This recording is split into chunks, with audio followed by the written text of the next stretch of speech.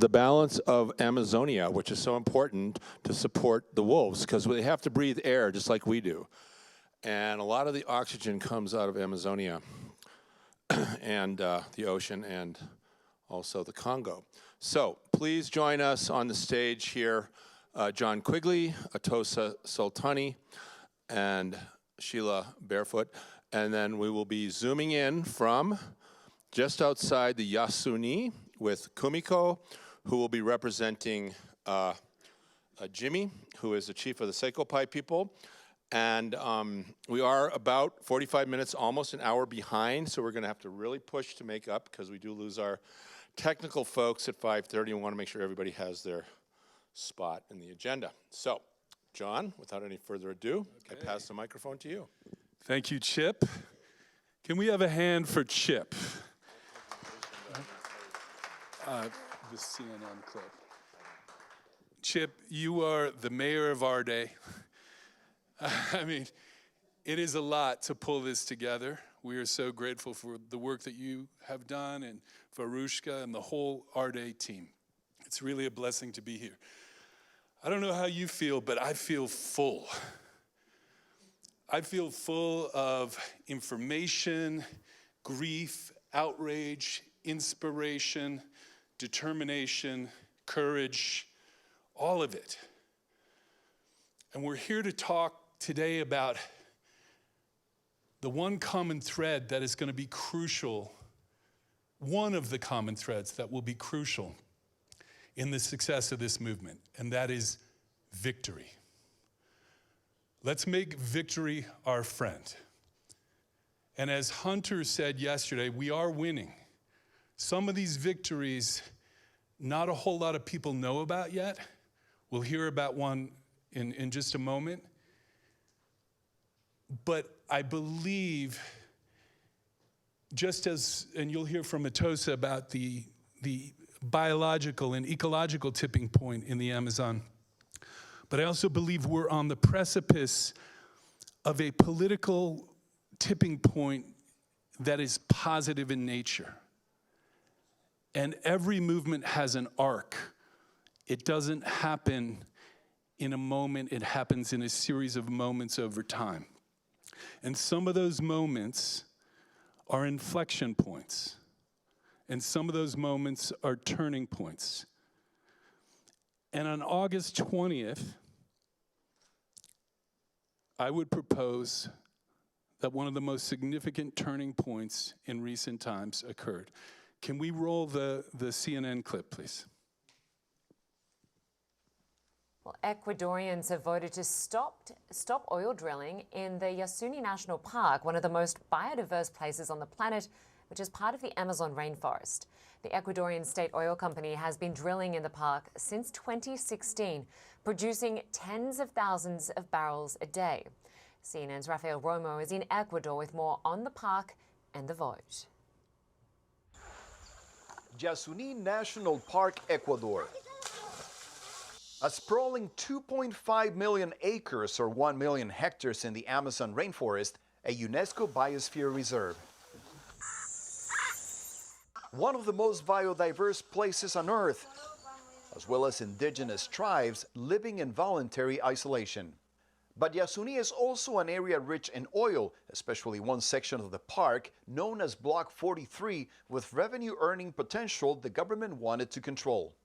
It was an environmental dilemma for an oil-producing country, a dilemma voters faced in last Sunday's vote. In the end, nearly 6 out of every 10 voters chose to protect the Yasuni. We have saved the greatest biodiversity that has been recognized nationally and internationally, the leader of one of Yasuni's indigenous communities said. El Yasuni seguirá viviendo. In 2007, then-President Rafael Correa proposed the international community give Ecuador $3.6 billion to leave Yasuni undisturbed, but the plan failed. In 2016, the Ecuadorian state oil company began drilling in Block 43, an area that is only 0.01% of the national park, but produces more than 55,000 barrels a day, or 12% of Ecuador's total production. Over the last decade, environmental groups pushed for a referendum to protect the Yasuni, collecting signatures to comply with legal requirements. Last September, Ecuador's electoral court here in Quito finally ruled that 750,000 signatures collected 8 years before were valid. That paved the way for the referendum that Yasunidos, an environmental group, had been calling for. The group says the oil must be kept underground and the Amazon rainforest untouched. Celebrities joined their cause, including Leonardo DiCaprio, who called the Yasuni a global biodiversity hotspot. The people and wildlife living here are threatened by the fossil fuel industry, he added. Va a ser catastrófico. But Ecuadorian Energy Minister Fernando Santos said earlier this month that depriving his country of the funding generated at Yasuni would be, quote, catastrophic. Santos estimates Ecuador could lose $1.2 billion a year in revenue, assuming a price of $60 per barrel. The energy minister said oil in the Yasuni could last another 25 years. Some voters agreed that Ecuador should continue tapping its largest oil reserve. El Ecuador necesita de estos recursos para salir adelante. Ecuador needs those resources to make ends meet, this voter said. But most were convinced by environmentalists who say preserving the Amazon is more important than any money that could be made by drilling in one of the richest ecosystems in the planet. Rafael Romo, CNN, Quito, Ecuador. So we'll talk a little bit more about the campaign that led to this victory. But I want to say a quote from a Goldman Prize winner, indigenous leader of the Waorani people, Namonte Nkimo. She said, "We will remember this day as the day the planet started to win and corrupt politicians and oil companies lost. August 20th, 2023. The Yasuni, I've been there, you'll see later when I talk. They call it the cradle of life. Scientists say that it's one of the few places that didn't freeze during the Ice Age, and that the entire Amazon basin was repopulated from. The fight for biodiversity and nature is the fight for our regeneration spots. Once the world comes to its senses, once humans come to their senses, we need places like Yasuni. And just the fact that there's a group of people on this planet, when given a choice, and we'll talk about the historic nature of the choice, between biodiversity and life and short-term profits and oil, that they chose 60 to 40 for life. I know for this person, it gave me a great sense of optimism. So with that, I'm going to turn it over to my dear friend Atosa, who is going to present a big picture perspective on the Amazon in general as the leading character in the climate drama. Good afternoon, everyone. Thank you, Chip and AREDAY team and all the volunteers, and happy Indigenous Peoples Day. And also want to appreciate the land recognition everyone has given the original peoples of this land, the Arapaho Nation, Ute, and Cheyenne. I've been a rainforest activist for many decades, since 1990. And I have this privilege of working alongside Indigenous peoples. I wear a number of different hats. As the founder and president of the board of Amazon Watch, I continue to support the great work of that organization. I'm currently working as the leading strategist for the Amazon Sacred Headwaters Alliance, an alliance of 30 indigenous nations working to protect Oregon-sized rainforest in the headwaters of the Amazon basin in Ecuador and northern Peru. I'm also part of the science panel for the Amazon and have the great pleasure of working with John on Artists for Amazonia.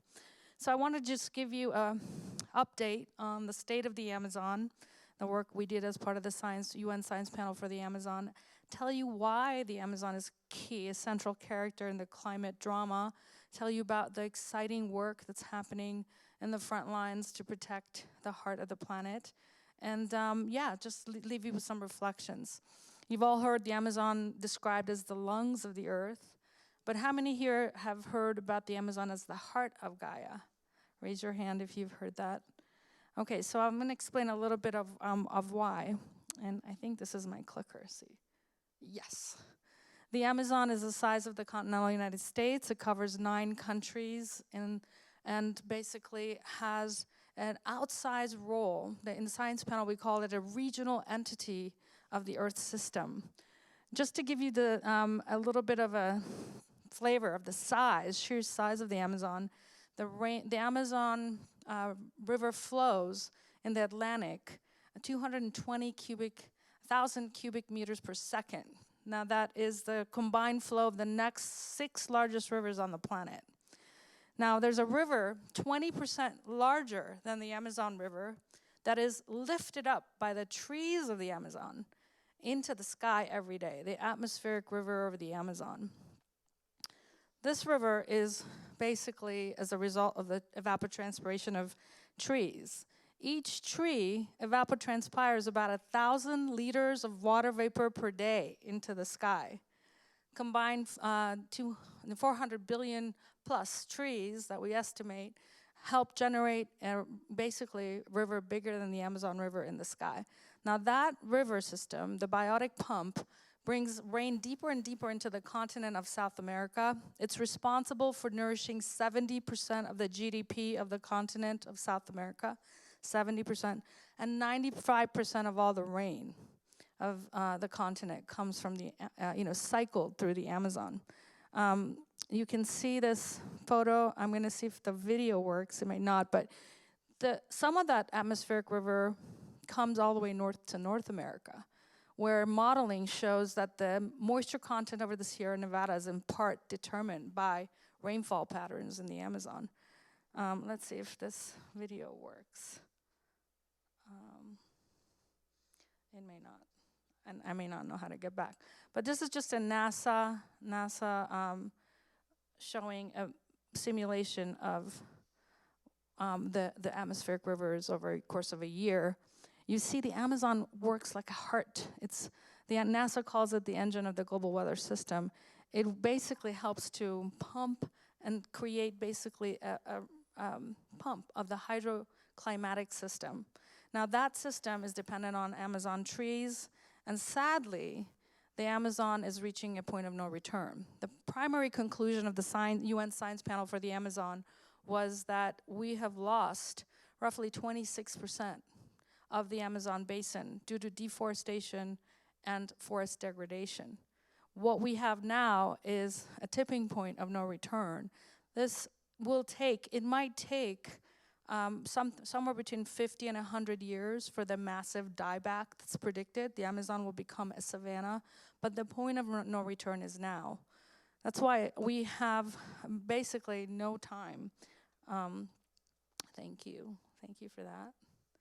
And you can just come down here.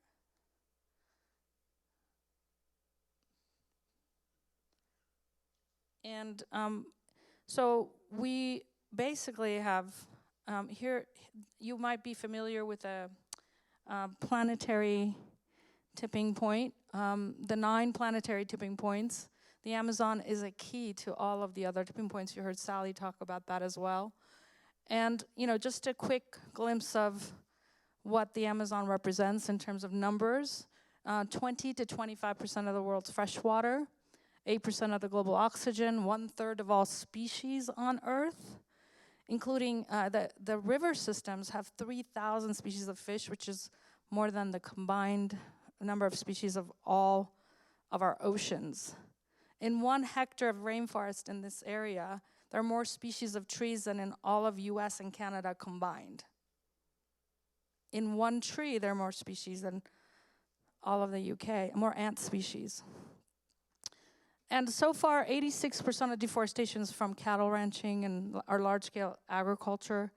17% of the Amazon is being affected by mining, and 10% by oil drilling. This was in August. In July and August, I was in Brazil going to the President's Summit. On a clear day, we could fly over 2.5 hours of deforestation which made me weep, seeing what the 5 years of Bolsonaro administration had done. Deforestation gone up 50% since 2019. I'm happy to say that Lula has now brought down deforestation by 50% so far this year. And this is right. This is what July looked like in the Amazonas state, the river basin in the Amazonas state. And this is today. The Amazon River, in parts of the, because of the dry season being 5 weeks longer than it has traditionally been, has dried up. There are millions of species of fish that are, millions of fish that have died. And this is, isolated. Many communities are now isolated and are going to require emergency services. This was today in the news today. To avoid the tipping point of no return, we must halt to get to zero deforestation basically now. At the latest by 2025, we need commitments in place for zero deforestation. Not just commitments, but plans of action. We also need to restore 6% of the Amazon by 2030 in order to avoid the tipping point of no return. The tipping point is now, but there is still time between now and 2030 to restore. If we are able to quickly restore 6% of the Amazon and protect the rest of it, we can avoid what would be calamity for the planet. I encourage everyone to go to Amazonia80by25.earth and sign the declaration for the permanent protection of the Amazon. We had a President's Summit in August with a goal of how will the governments of the Amazon avoid the tipping point of no return. It's a very important document that came out of there. Unfortunately, there was no real target of avoiding, saying 80%, for example, but there was 113 commitments made by the presidents of the Amazon countries, and we have to hold them to it. Brazil's going to host COP30, so this is only going to get more important.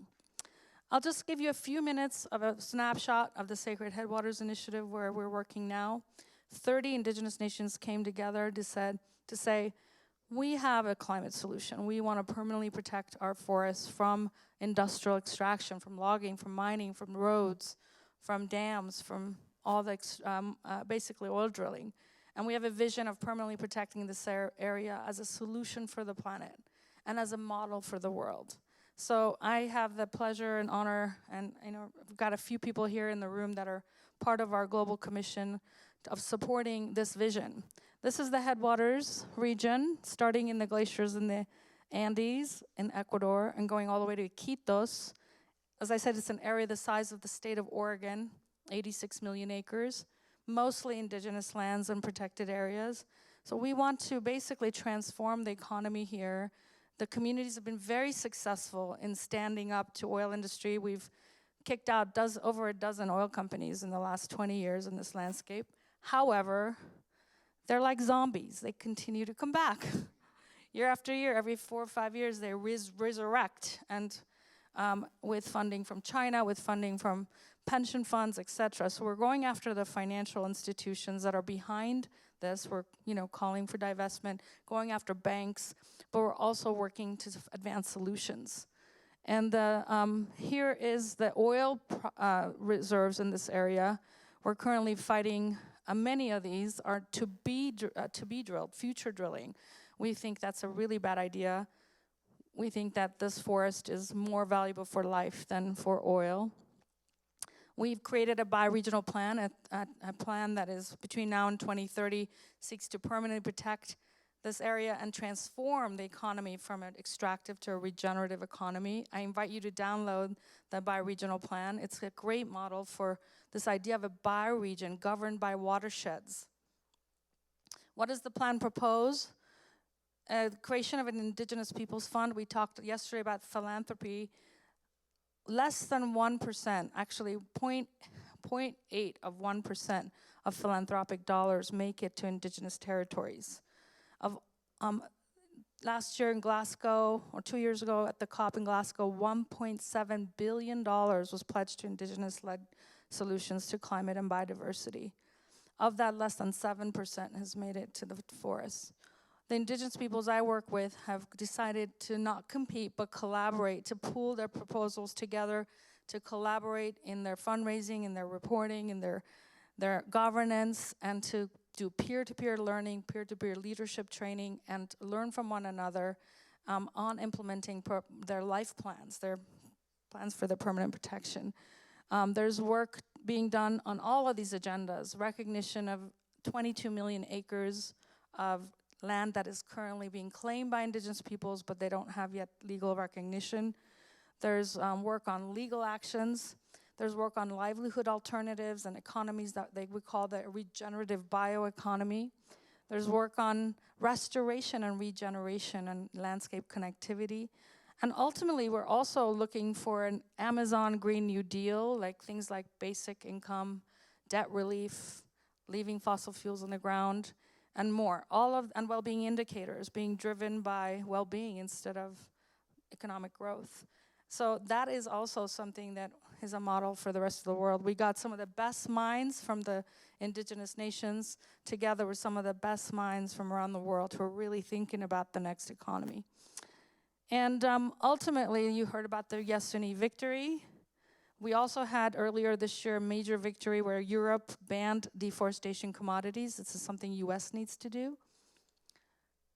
And ultimately, we need to change our lifeline economic system and really transform it into a mutually flourishing, mutually enhancing economy.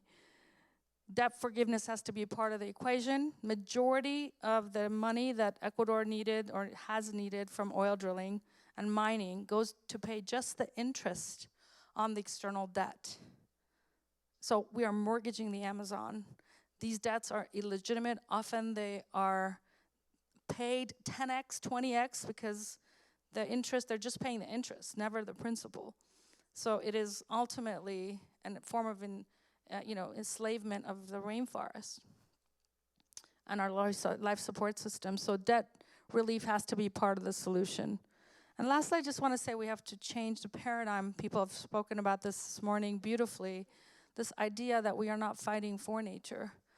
Every one of you here is nature defending life, defending itself. The planet has summoned us as cells, productive cells in the body of a living earth, in the body of Gaia. We are Gaia. And that's what indigenous peoples tell us. The 500 indigenous nations of the Amazon are rising. They're being effective. They need our support.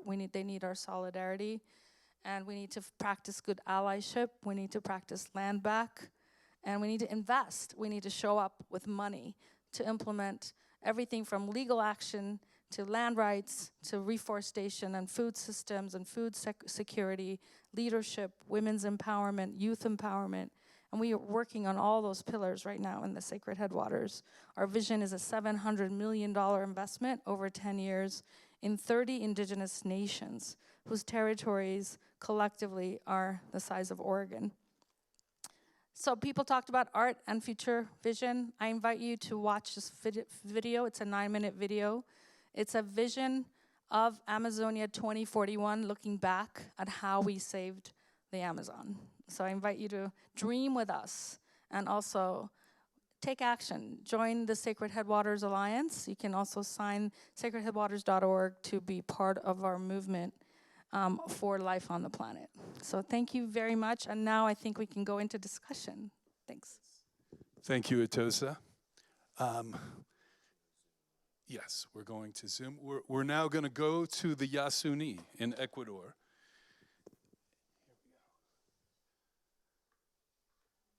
And we'll be joined by Kumiko. Oh, there she is. Hey, Kumiko. Hello, thank you so much, everyone, for this invitation. Thank you to each and everyone in the audience, and also Chip for the invitation. You know, it's a great honor to be able to speak with you guys as well. So thank you so much for opening with a wonderful talk about Yasuni and the Amazon. Well, we all, first of all, thank you for blessing us here today with your presence. And we're just so curious about what the feeling is there about this victory and where we go from there. We know we've got a lot more work to do, but we'd love to hear from you. Great, thank you so much. So to briefly introduce myself, I'm Kumiko, I'm Japanese American, and I've lived in Ecuador for the past 10 years, where I live with my husband, who's part of the Siakopai tribe, where we've built a house over the past 4 years. And the Siakopai are a tiny nation in the northern Ecuadorian rainforest, and they live between the Agua Rico and the Napo River, which is quite literally the entrance to Yasuni. The Yasuni National Park is home to the Guarani and many uncontacted tribes. And north, just in our backyard, if you walk about 8 hours south, you hit the Napo River, which is, the entrance of Yasuni. So the waters that, flow through our territory also flow into Yasuni. So as we know, it's all interconnected. It's, one organism. And, this recent victory in August was a great, great victory for not just Ecuadorians, but for the entire world, showing that through a democratic vote, through this referendum, that, the people can protect the sanctity of life and also, halt oil drilling in this, most biodiverse place on Earth. So I think it really gave a great spark of hope for the entire Amazon and also Ecuador, but the whole world, that shows through people power, we can definitely, make a difference. And I think that's what this whole conference is about, showing that through unity and through coming together, we can, start to make steps in towards the right direction. But I also like to share that although we had this great victory, the oil drilling is still happening in the Amazon. And where I live with my husband, it's the province of Sucumbíos, which is where the great majority of oil extraction is happening. It's where the big, Chevron dumped billions of, toxic chemicals into this region, and it's still affected there. And I was just swimming, 4 days ago in the river, and just like Atosa shared, my husband's father said, we've never seen the river this low. It was actually hot. The fish began to die and started to come to the top of the river. And as we were swimming in the river, this big oil barge started coming down the river with new pipelines, And so although we live just north of Yasuni, there's still oil extraction happening. And, with my husband, we began to think, how can we really, move forward, although we have these victories. And, consulting with the community, I'm also delegated as an international representative of the Siakopai people. And they've made it very clear that, to just completely say stop all the oil drilling would be really great. It would be really wonderful. And that's, the idea of where we're heading in the future. But also the reality is that, we're swimming, the oil trucks are still coming by. And what's happening, the direct suffering is that, our family, they don't have food. There used to be hunting, there used to be fishing. And now the elders are rowing many, many hours to look for a fish just to eat. It's like life or death for these people every single day. And my husband's parents, they don't have money, to go to the grocery store. They still live off hunting and fishing, but now they're going hungry. And so they're needing to, have a new, what we call bioeconomy. So we consulted with the community and we said, what is the solution? And they said, we want to create a new bioeconomy, which includes aquaponics, bringing back some of these endangered fish into sort of fish pools, agroforestry, creating ancestral, what they call chakras, where, all these superfoods were able to grow, reforesting their territory with more food so they can, kind of change their diet and be able to, start living off of their chakra more because there's not as much, hunting and fishing, even bringing back some of the animals, from the, that are like the meat that their elders usually eat, bringing that back into a bioeconomy. And so the solution really, and I'm not speaking on behalf of the entire Amazon, I'm speaking on behalf of the Siakopai, where my family lives, where my community is, where my cats are, where the trees are that we've planted. And we're really calling to the international community for direct support directly to the Siakopai without an intermediary, because right now, actually, they haven't received support of the Siakopai, and what they've really pushed is for these businesses, they've said that we can't rely on handouts because we need to be responsible for our own income. And so they've called to the world, we are ready to be also regenerative business leaders. And so they've come up with a series of different projects. And these projects will allow them to have income, but also food sovereignty, like with the fish or the aquaponics, they can consume the fish. And if they need money to, education or basic things, they can also, sell. But the idea is to keep the sovereignty. If the indigenous people have sovereignty over their land and over their resources, then they can say yes or no to the oil company. Because right now, just last month, the oil company knocked, on our door and they said, hey, trying to bribe us, can you sign off your land so we can build a road all the way through your land to Peru? And some of the families have actually considered it because they have no income, and their kids are starving. So the best alternative for this community at this point in time is to invest in these regenerative businesses so that they can, start to have food sovereignty and income. And they've even come up with an amazing plant medicine project. The Chiricahua know thousands of medicinal plants. They actually came up with a 7-plant cure to treat COVID that was featured in the New Yorker. Me and my husband made a video about it, about 10 minutes. If you type Chiricahua New Yorker, and they treated their whole community, with these 7 plants. And some of these plants can only be found in this region north of Yasuni. And so they have said, we are open to help humanity heal, but we want to create laboratories and we want to do the research in our own communities. We want to train our own youth to become scientists so we can empower our own people, to protect our territory. And so right now they're opening up even to possible partnerships where we can, start to make plant medicine tinctures and really develop it from within the community. And this is another way to provide alternative economy to them. So, while we did have this great victory with Yasuni, and I think this is something that can show the rest of the world that we can vote out fossil fuels and we can protect the land. At the same time, we know that the monster is still in our backyards and that there's still oil extraction happening in other regions. And from the Chiricahua, they've said the best way, the solution for this is for the international community to support directly to each indigenous nation, to their projects and to their regenerative business that supports the sanctity of life. And I also would like to invite everybody, to enter a consciousness, what we call, Yahe. It's a sacred plant. If you've seen Avatar, they connect to the tree of life. It's quite like that, where everyone's consciousness is connected with Mother Earth, that all of you in the audience and all of us, we can enter this Yahe consciousness. And I'd even like to invite the CEOs of these, corporations, and I'd like to invite the politicians and even the corrupt people to join this consciousness, because I think the time of us versus them and having an enemy is an old paradigm. I feel really this is a time of unity, and the people who are quote unquote the enemy, how can we invite them? Even these CEOs, like, is there a way that you can cleanly, if you're still extracting, is there a way you can do it better and cleanly?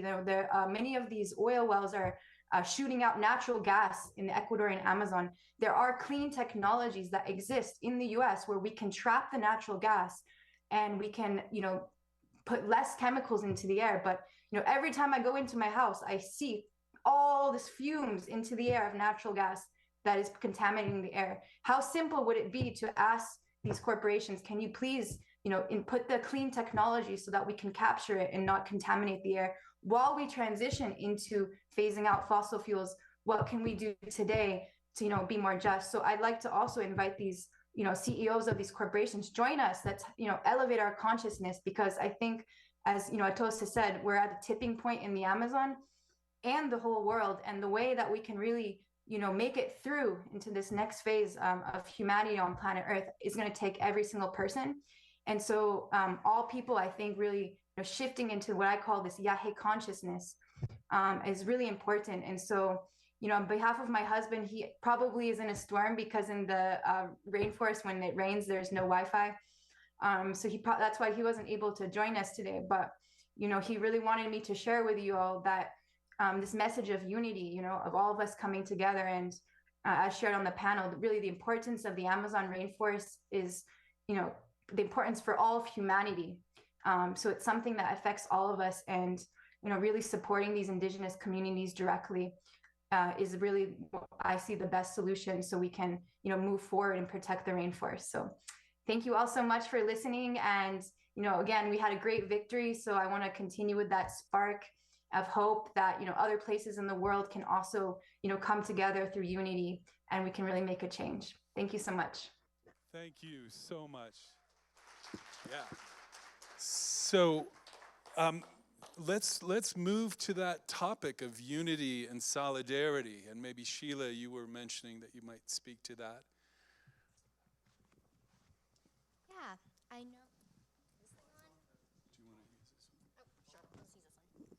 Great, thank you. Yeah, I mean, I'm mostly just here out of general pan-Indigenous solidarity between all Indigenous peoples on Turtle Island and Abayala, and I really have very little to add to what Atosa and Kumiko have already said because they're the experts here. And I do activism elsewhere, and it's remarkable how similar so many of our stories are. It's disrespected Indigenous sovereignty, it's greedy corporations, it's chemicals being used as environmental genocide to make a profit. And I think the one thing that I really want to emphasize, because I already spoke for like 25 minutes this morning, is that everyone here right now is feeling something very strong. You're feeling motivated, you're feeling sad, you're feeling hyped. Whatever you are feeling right now, focus on the feeling that is going to motivate you to act, help, and listen to Indigenous leaders. We cannot lose this once we leave this room, because it's all too easy to look at these presentations and hear the powerful words and the work of Atosa and Kumiko and forget that this is real life. We are so inundated with news, and it's presented in this format that in many ways can make the audience feel like they're passive listeners, that they're here to just marvel at this as an academic curiosity, so that way they can talk about it with their friends and sound smart and refined and whatever. And this is life or death. Think about that. I don't plug it in your phone, write it on your arm, put it on your car, put it on a little sticky note in your mirror. Do something that means you are going to remember this and be motivated to do something about this every single day once you leave this room. So I think that's a great segue, because as I look at this room, I see many allies, and I was once in those chairs, staring up at Atosa. I mean, we've been friends for 30 years, but she reached out after the fire episode in 2019 and asked if I could help create this project, this campaign called Artists for Amazonia. She was being flooded with support and just couldn't get back to people who wanted to give her a lot of money to support the cause. It was just overwhelming. And so the concept of Artists for Amazonia was to build a bridge between the entertainment industry and artists and cultural influencers and the indigenous leaders and communities on the ground in the Amazon who basically are leading the effort to protect the Amazon. And those are two different worlds in terms of communication, dealing with publicists, managers, stars, musicians, and dealing in communities oftentimes, as Kamika was mentioning, her partner is in the forest right now and not able to join us, so sometimes there's communications issues and things like that. So from that beginning, we engaged people at high levels of the entertainment industry, and the founding circle has grown to over 150 professionals, including many famous people, but directors, producers, writers, that sort of thing. And part of what we do is find a way for you to get involved. Because I know that when I first looked at this, and I had been, could we go to the slides? I'll tell that story. But when I first got involved with this, it was so complex. There were so many different elements of it. It's like, where do you even begin to help, aside from writing a check or that sort of thing?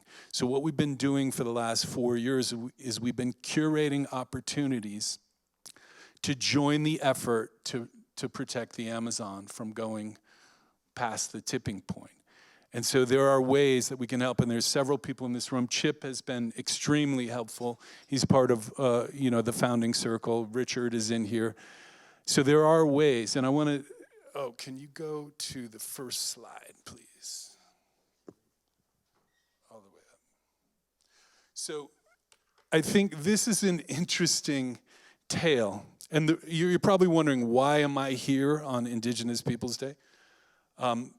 Basically, I work in service to the indigenous communities in the Amazon to protect indigenous earth defenders and to advocate for the permanent protection of the Amazon. It's my day job.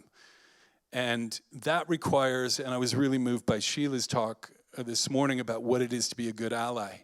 That is a constantly evolving process of humility, listening, leading in moments where you have opportunities that bring great value to the table, but it's a reciprocal communication. But this is a great case study in why we cannot depend on political leaders for change. This image, I'm also an artist, and I've done many of these installations in the Amazon or for the Amazon where large crowds form messages. This is actually in the Yasuni, and I want to point out that in 2007 is the vice president of Ecuador. And this photo was shot from the vice presidential helicopter. A month before this, Atoza, Daryl Hannah, and I, we were at the presidential palace where President Correas announced this visionary project to, if the world would forgive their debt, that they would keep the oil in the ground. We did this photo a month later. That was heavily used around Ecuador for a while, promoting that campaign. 6 years later, from one day to the next, our heroes shifted because they got into trouble economically, and they said, we have to drill in the Yasuni after 6 years of banging the drum, that we have to protect it. And so there was a whole other wave of the campaign. We produced a video with a lot of artists and musicians to support the signature gathering that you heard about. And then that worked its way through the courts to finally get a referendum. But the one thing that didn't stop through all of this was the community organizing of Yasunidos and the indigenous communities. And I think that is a great reminder that that constancy is what ultimately wins, because political leaders come and go, they flip because of, a situation like this. And in the end, we came back after over a decade of a legal fight. Then there were only a few months to win a public referendum on the same day as a presidential election, where one current and two previous presidents were against us. And so the only way we could really support was to get, how do we do this? Was to get really famous people involved.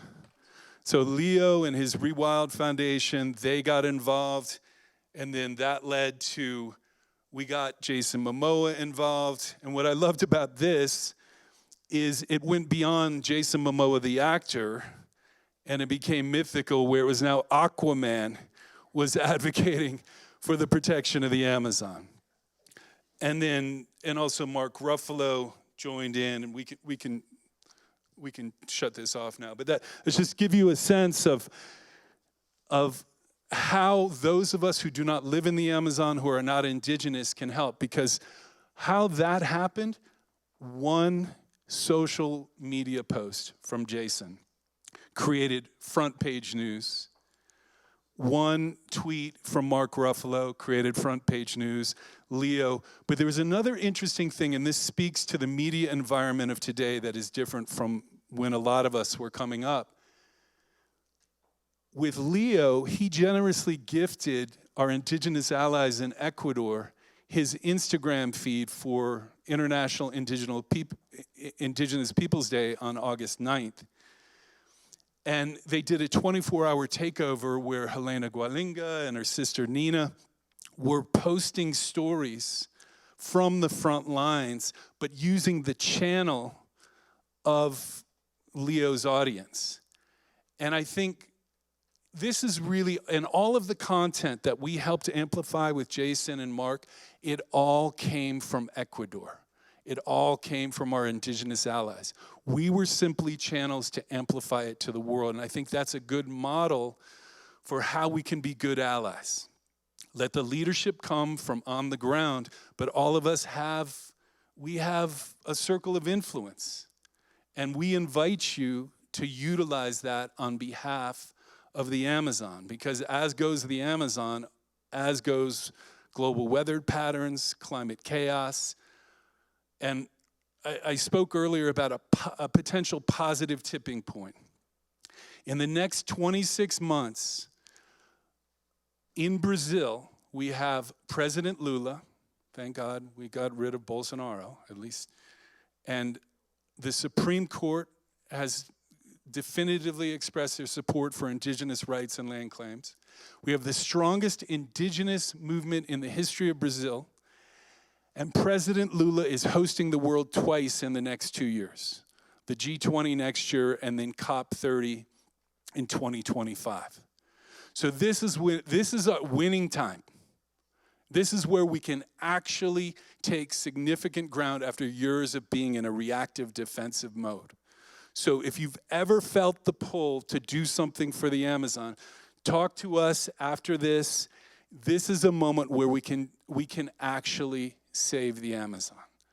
And again, victories are wonderful. We've had several. Getting Lula in, the EU deforestation victory that we worked on with Client Earth, the Yasuni, the recent Marco Temporal vote in the Supreme Court, but we're still way behind. And we need everybody on board. We need to be united, as Kumiko talked about. Unity brings victory. And Amazon, at least in our world, is job one. We've got to protect the Amazon. Tosi, you want to finish this up? The Amazon, keep the Amazon in your heart. Say the heart of the planet needs the heart of all of us.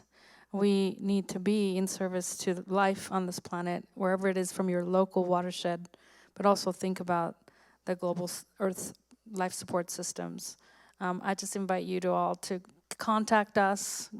Give us your ideas. What is your idea for how you can be amplifying and supporting? And don't forget that indigenous peoples on the front lines, they don't have grant writing teams. They don't have connections. So we can be a bridge. We can help to directly, as Kumiko said, get resources to the front lines. So thank you, John. Thank you, Sheelah and Kumiko.